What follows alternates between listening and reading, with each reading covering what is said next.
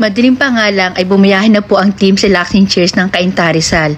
Dahil nga po magrabe rin ang traffic sa lugar na to at medyo may kaliitan po yung daan at nagkataon pa po na linggo tong araw na to. At sinabi nga po sa amin ni Ma'am Sonia, shout out po, na may mga isasara daw pong daan dito dahil nga po may misa. At pagdating nga po namin dito sa kanilang bahay ay nilabas po ni Nick yung kanilang car dahil nga po idadaan namin yung mga furnitures doon sa garahe nila. At bali old client ko nga po pala yan si Ma'am Sonia. At nasa 3 taon na nga po mula nung mag-deliver kami dito. At ito pa nga lang si Asay na truck namin, yung sasakyan namin noon. Ay, nakakatuwa rin talaga na matagal na rin pala talaga tong business ko. Dahil sa totoo lang, napakahirap talagang i-maintain ng business. Marami pong hindi tumatagal. Pagalingan lang talaga sa pagmamanage, lalo na sa mga tao natin. Iba't ibang dahilan kung bakit may nawawala at may dumarating na bago. Anyway, ito nga po pala yung bagong sofa nila na pinabago lang po sa amin. Ang ibig ko pong sabihin ay yan pa rin po yung dati nilang sofa. Pinaliitan lang sa amin at pinagawa nilang individual. Dati nga po ang cover po niyan ay fabric. Pinapalitan na lang po nila ng leather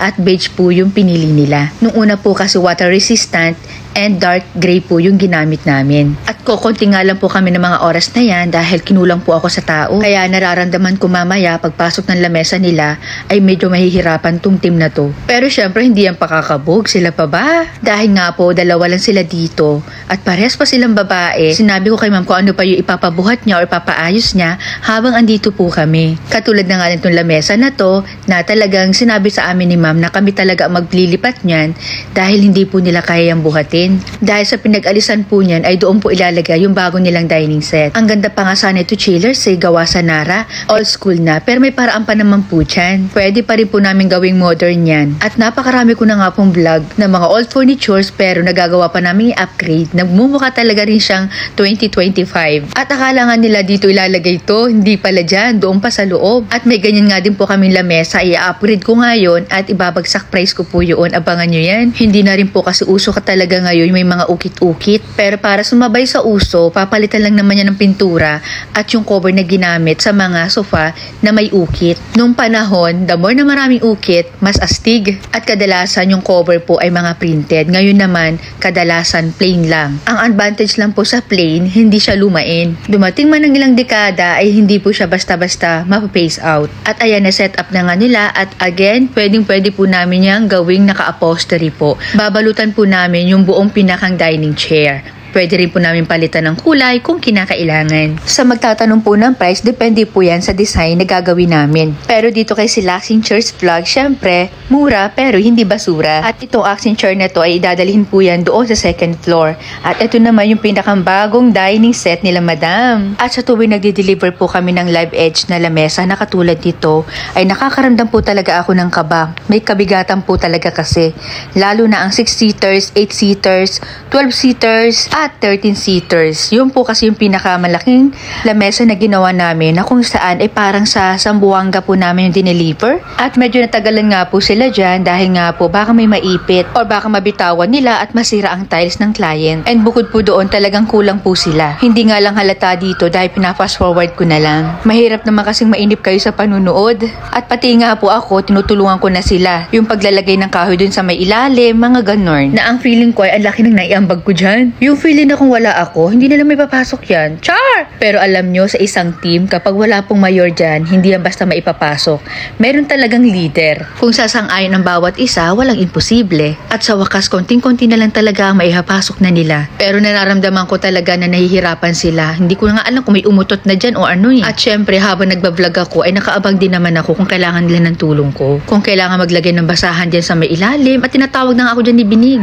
Hinihingan niya yung tulong ko, ganun. At agad kung ang kinuha yung kahoy, hindi naman pala kailangan. Alam nyo, chilla, sa ganitong pagpasok po ng live edge na lamesa sa mga bahay ng client namin, ay talaga pong maraming hinto. Ang sabi ko nga sa kanila, iniiwasan dapat nila yung tumatawa sila o may nagpapatawa dahil maubusan sila ng lakas. At ito na nga yung last na buhat nila. At excited na nga ako makita ang bagong lamesa nila Madam Sonia. At syempre, shout out din kay Sir sa pag-uwi po ninyo. Nakaramdam din ako ng kaunting awa kasi may mga sumakit ang balakang, may sumakit yung tuhod. Pero kayang-kaya ninyo yan, boys. Sinasabi ko nga sa inyo, ang katapat lang yan ay balot. Tinanong ko si ma'am kung paanong forma ang gagawin namin. Pero ang totoo, ako rin yung nasunod. Katapos nilang iset up yan, syempre, check muna nila kung pantay yan at tutunulihan po kung kinakailangan. Pero kadalasan, para ma-sure talaga, ay nilalagyan rin pa rin po talaga namin ng tornilyo yung ilalim. Lagi ko rin sinasabi sa mga boys na kapag maglalagay sila ng upuan, ay kailangan binubuhat nila, hindi hinihila. Yun naman talaga ang tama, lalo sa mga household. Syempre, pinapunasan rin namin ng wipe out para manatili po yung kinang at ganda.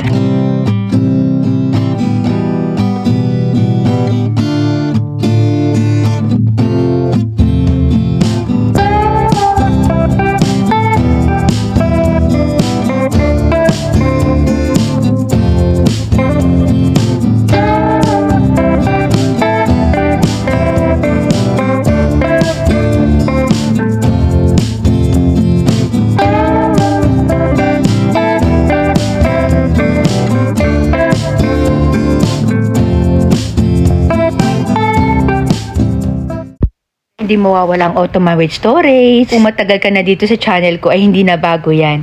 Yes, kung ikaw pa lang po ay bago, marami po talaga akong binibigay na free kung sa amin kayo magpapagawa. At yung aso ko po ay napakaingay, pagpasensyahan nyo na.